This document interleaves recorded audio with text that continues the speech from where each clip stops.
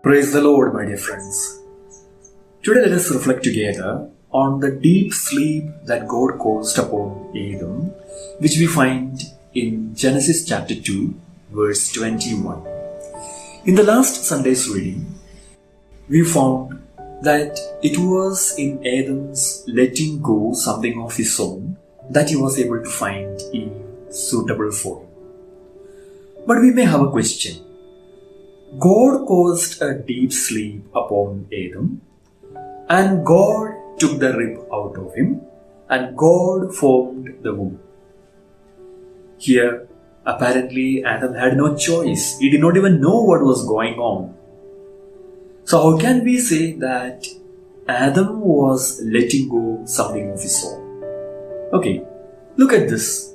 Verse 18, we see God saying that it was not good for man to be alone. And verse 19, as we said, God immediately started working. And he formed all the birds of the sky and animals of the field and brought them to man. But he could not find anyone suitable for him.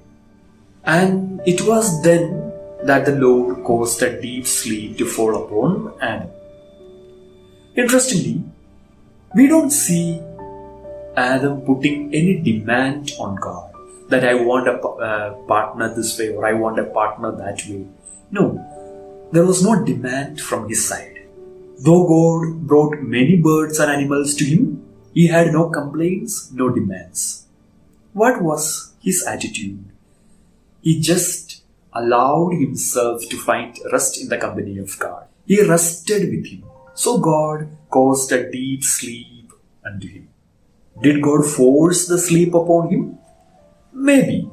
But we can also understand that God was able to cause that deep sleep upon Adam because Adam kept himself in the presence of God. So that is why we read in Exodus chapter 34 verse 14, "My presence will go with you and I will give you rest." So God will be able to give rest to anyone who makes sure to remain in the presence of God. And we know Adam made sure to remain in the presence of God. It was impossible for Adam to take a rib out of himself and tell God to make a woman for him. He obviously could not do that. Nor could he even ask God to form a woman, because he did not even know what a woman would look like until she was brought to him. But when he allowed himself to find rest in the presence of God, God made it possible for him what he himself could not ever imagine. So that's something that we can be very certain of.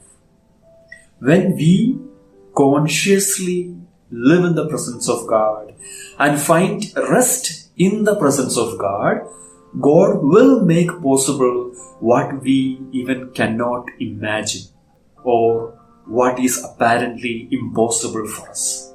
And how can we see it in the context of relationships? At times we wonder in our communities, in our families or in our friend circle, how to live peacefully with another individual. Especially if we had been struggling in our relationship with certain individuals, we might consider that it is impossible for us to be able to live in a peaceful way with them. So what can we do? We need to find rest in the presence of God. In the presence of God, while resting with Him, we can bring those anxieties, those problems to the Lord in prayer. When we are able to find rest in the presence of God, then the Lord will make it possible for us what we consider as impossible. And St. Paul in his letter to the Philippians chapter 4 verse 6 says, "Do not be anxious about anything, but in everything, by prayer and supplication, with thanksgiving, let your requests be made known to the Lord." So we don't need to be anxious when we see that certain relationships are impossible for us. We don't need to be anxious when we see certain responsibilities that are entrusted to us are apparently impossible for us. We need to find rest in the Lord and bring those anxieties to the Lord. And that is why St. Peter in his first letter, chapter 5, verse 7 says about casting all our anxieties in Him who cares for us. And you see, this finding rest in the presence of the Lord was so important that the Lord made the Sabbath holy. He said not to do any work on that particular day, instead to keep the Sabbath holy. To rest, was it because just to rest from all the works? Not just to rest, but to find rest in the Lord, in the presence of God. And that is why He said to keep the Sabbath holy. So we have in Exodus chapter 34 verse 21, you shall work on all the 6 days, but on the 7th day you shall rest.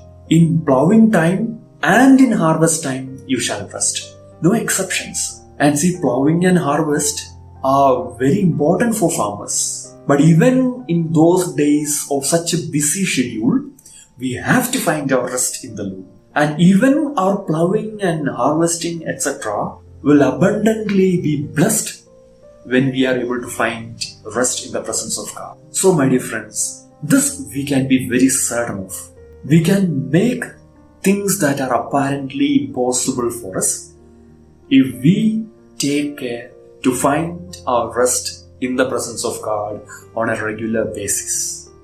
And what do we see in Jesus? We see that Jesus was an individual who constantly found rest in God the Father. He found rest in the Lord at the glorious moments of His life. We see after the multiplication of the bread, He sent the disciples away and went to pray all by Himself. We also see Him finding rest in the Lord at the saddest moments of His life. And we see Him in the Garden of Gethsemane. When He knew what exactly was going to take place on the following day, He found His rest in God, His Father. So the rest that we are talking about is our personal moments of prayer. It is in constantly and regularly finding our rest in the Lord in our personal moments of prayer that we can allow the Lord to make impossible things possible for us.